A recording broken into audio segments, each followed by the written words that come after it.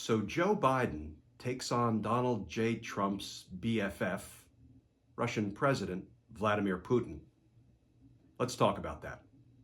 Because holding despots accountable, like justice, matters.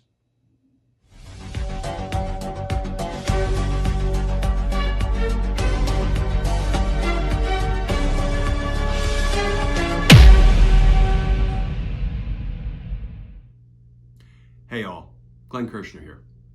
So it only took 4 years for the President of the United States to answer one simple question. Is Vladimir Putin a killer? Remember when Bill O'Reilly asked Donald Trump that question back in February of 2017? Remember the headlines? This from CNN. Trump defends Putin. You think our country's so innocent? And here's how the exchange went between Bill O'Reilly and Donald Trump. As Donald Trump was sticking up for Vladimir Putin, Bill O'Reilly interjected. He said, "Oh, he's a killer though. Putin's a killer." To which Donald Trump responded, "There's a lot of killers. We got a lot of killers. What, you think our country's so innocent?" So when Donald Trump, then President Donald Trump, was given the opportunity to condemn Vladimir Putin, he wouldn't do it. Instead, he criticized America. And in the process, Donald Trump tried to put America on equal moral footing with Vladimir Putin. I won't say with Russia, because, Russia has good people, just like America has good people. We're not defined by our leader. Unfortunately, sometimes we are governed by dictators and despots and aspiring autocrats. So fast forward 4 years, and of course, there was nothing fast about the past 4 years we all just lived through. But let's look at today's headline when that same question was posed to another president 4 years later.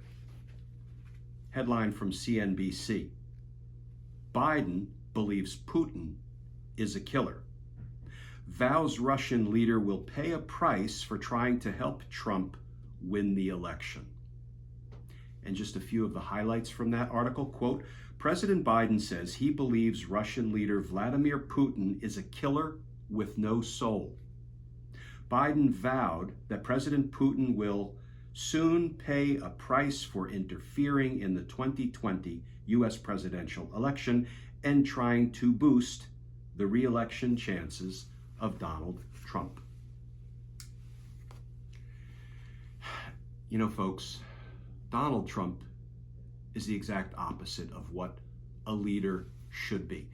Donald Trump was subservient to the Putins and the Kim Jong-uns and the Erdogans of the world, the dictators, the despots, the autocrats, the people who would oppress their own citizens. And Donald Trump wanted to be one. He was an aspiring dictator, an aspiring autocrat, but there's nobody weaker than Donald J. Trump. In fact, I think it would be fair to say he was perhaps the weakest president in our nation's history.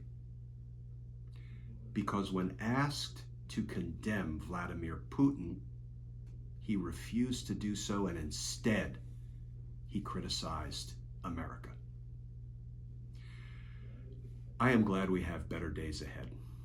I am glad we are now looking at Donald Trump kind of through our rearview mirror, right?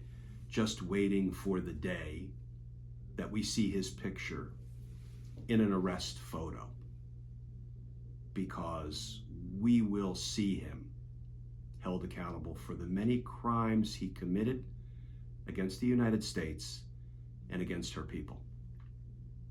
And for that, he must be held accountable. Got to be some justice. because justice matters. And folks, as always, thank you for tuning in to these daily videos. Can I talk about a couple of Team Justice projects that we have up and running? You may have heard me talk about them before. First, we have the letter that Team Justice has drafted that will be going out in the coming days to all 50 state attorneys general, CC to the governors, urging them to open investigations into avoidable COVID deaths for which Donald Trump, Mike Pence, Jared Kushner, and others bear responsibility. The other project that we just launched is the Democracy Pledge. And I'm not going to talk too much about it now, but it is a grassroots effort to hold all American businesses, companies, and corporations accountable for the decisions they make to support democracy or to decline to support democracy. You can learn more about it by going to the website www.thedpledge.com. On Twitter, we're at TheDPledge. THE, the letter D, the word pledge. Please join us. We've just launched it, and we look forward to growing the Democracy Pledge and really holding companies accountable for who they decide to donate money to, what political candidates that choose to undermine American democracy or candidates who choose to support American democracy. So come join us, folks, because democracy cannot protect and defend itself. It's up to us. As always, folks, please stay safe. Please stay tuned. And I look forward to talking with you all again tomorrow.